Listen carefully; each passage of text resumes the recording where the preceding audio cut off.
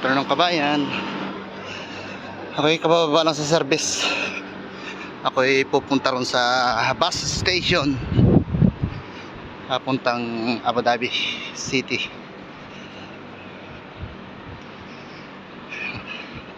Otso oras lang kasi yung duty namin ngayon dahil wala na kaming ibang materyales, kaya naging 3 shift. Ang pasok ko ay 7 to 3. Kaya ito, kainitan, maglalakad para lang makauwi ng maaga sa city. Kaya dito ako nagpababa sa may malapit sa bus station dito po sa Sabia 12, Abu Dhabi. Madalang ang tao kasi napakainit. Ang tindi ng init. Yun naman po.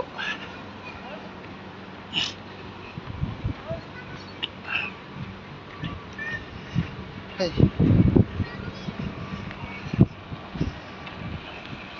Abutin na lang yung dinaanan ko. Matataas yung building, malilim doon sa tabi. Yan po yung bus station dito sa Sabia, papuntang city Abu Dhabi. Malakas ang hangin pero mainit yung kanyang simoy.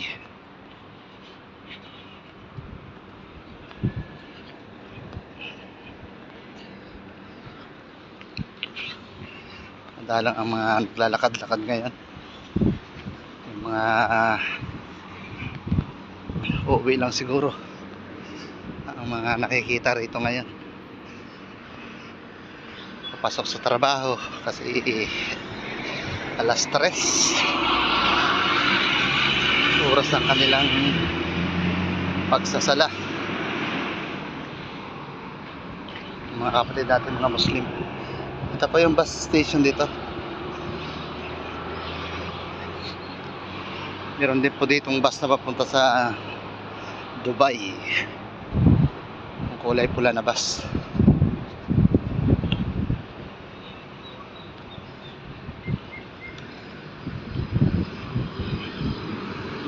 Ayang nakaalis na yung isang bus. Dito ako sasakay sa malaki. Dito yung pumalit, malaking bus.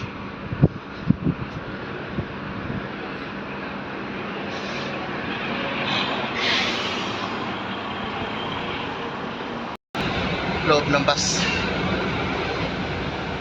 buti na lang at napapasok ng umaga dahil yung ibang mga driver ayaw magpapasok ng maaga rito sa bus.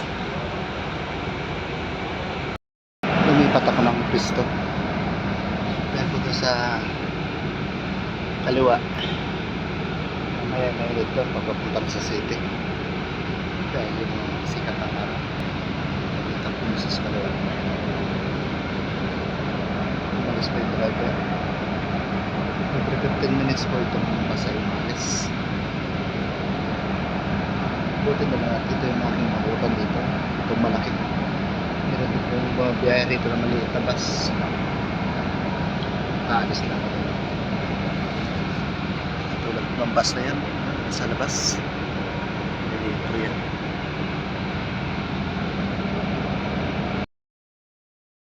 Ito na po kabayan, aalis na po yung bus. Patungo na kami sa city ng Abu Dhabi. Ito kakunti na yung pasahero dahil mismo ay 3:45 ng hapon. Karamihan po pasahero dito alas 6 hanggang alas 7 ng gabi. Kaya po uwihan po ng mga nagtrabaho. Ito yun.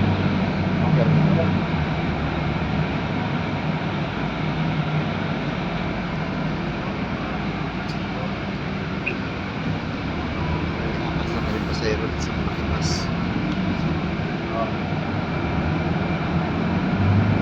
Dito po sa Via Tolmeta ay may ginagawa po dito ang railway.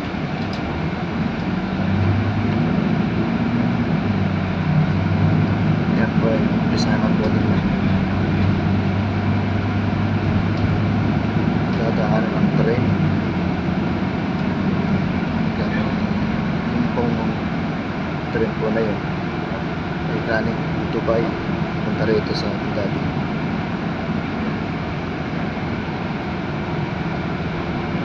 Tagal-tagal to paggawa ng railway dito kasi malayo pa ito, malayo pa ito sa city. Ito pong lugar na to. Hirapan po sila dito matatayo yung mga poste dahil pinadaan po sa ibabaw yung release daraanan ng train kasi yung po yun, mga bakod na yun, ang ilalim po yun yung mga pipeline, mga gas, tubo ng gas.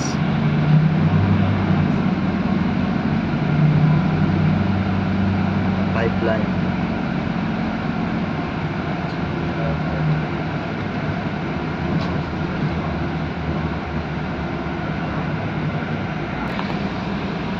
Tumigil po rito sa bus stop.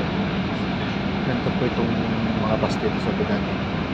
Kahit wala pasahero na sumasakay, tumitigil sila.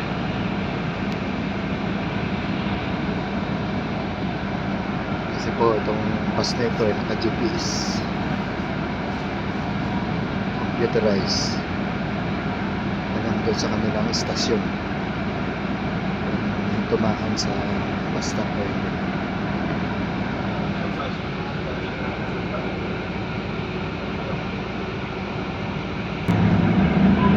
Dito po sa lugar ng Sabia ay madalang dito at mataas ang dito.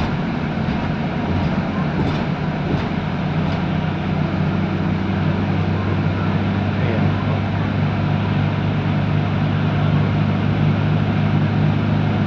Pagdating sa city, ito po yung tataas ang mga dito. Kaya Sabia ay parang barangay na.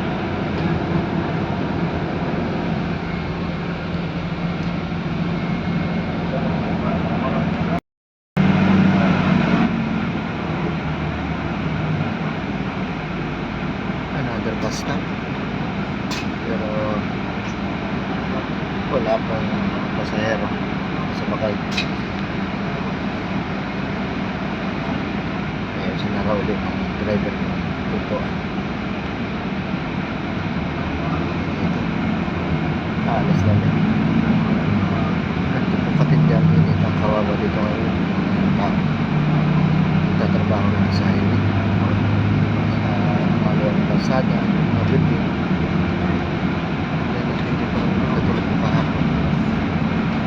Ang init po kahapon ay 58 sa loob ng planta.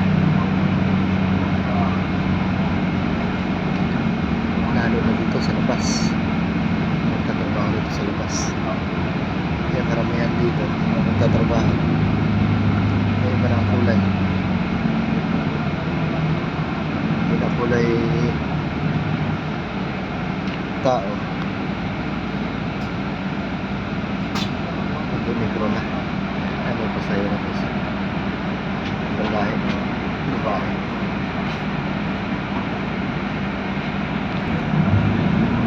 Dito po sa bus, iba po yung upuan ng mga babae. Nasa unahan po yung mga babae. Yung mga lalaki, nandito po sa ulihan. Ito po rito sa Abu Dhabi. Pwede mo po. Lalaki sa upuan ng babae.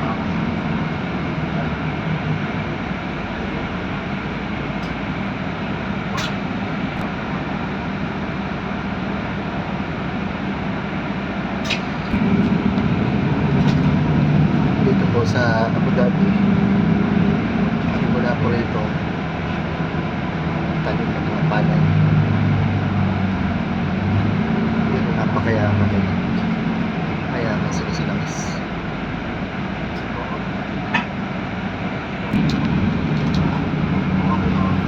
Dito po. Dito sa bayan ng Al-Ain sa Abu Dhabi. Meron sila dito ng taliman ng mga kulay. Tapos sa bayan ng Al-Ain. Meron pong kulay ang mga kulay dito. Binibinta. Sumasulong dito sa Abu Dhabi. Dahil pinipilit pa po yung kapang.